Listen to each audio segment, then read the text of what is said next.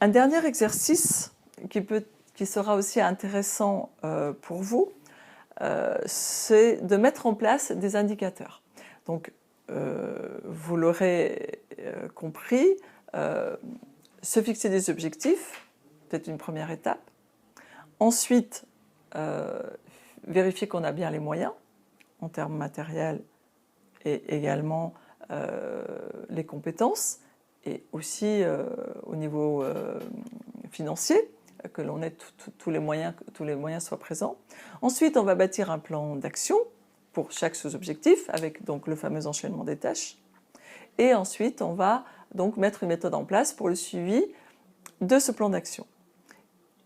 Et pour arriver à faire le M de SMART, il va falloir pouvoir mesurer. Et pour mesurer, c'est là qu'interviennent donc les indicateurs. Donc, je vous invite à faire l'exercice suivant qui va vous permettre d'identifier des indicateurs.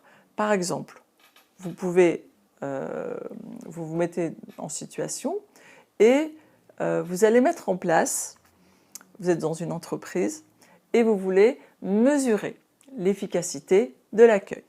Quels sont les types d'indicateurs que vous pouvez mettre en place? Ensuite, vous allez pouvoir aussi mesurer l'efficacité de la gestion comptable.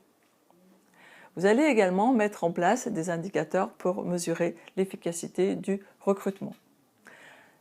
Vous allez pouvoir avoir accès à la correction proposée pour cet exercice, mais je vous invite à essayer de trouver au minimum 3 indicateurs pour chaque item. Et vous verrez qu'à l'issue de cet exercice-là, qui peut vous paraître compliqué, mais il faut que, quelque part, votre indicateur il réponde au côté SMART de votre objectif. Donc il faut que votre indicateur il soit très spécifique, il faut qu'il soit vraiment capable de mesurer. Il faut que, quand on dit qu'il est réaliste, c'est-à-dire qu'il faut qu'il soit pertinent.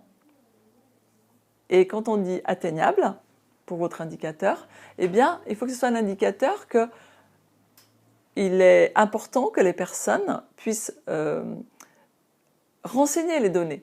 Parce que si vous mettez en place un indicateur qui est une usine à gaz, que personne ne va remplir, que personne ne va renseigner, en fait, votre indicateur, il ne va rien mesurer et il ne va rien vous indiquer, en fait.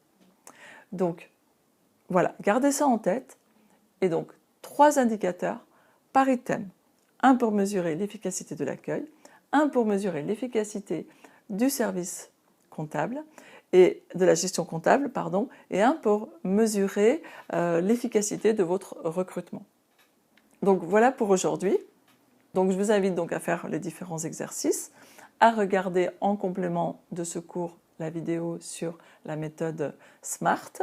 Et vous aurez accès de toute façon aux corrections, mais au préalable, il faudra avoir réalisé les exercices. Et ensuite, vous pourrez avoir accès aux corrections. Donc je vous remercie et je vous souhaite un bon travail et je vous souhaite de smartiser dorénavant tous vos objectifs. Merci et à bientôt.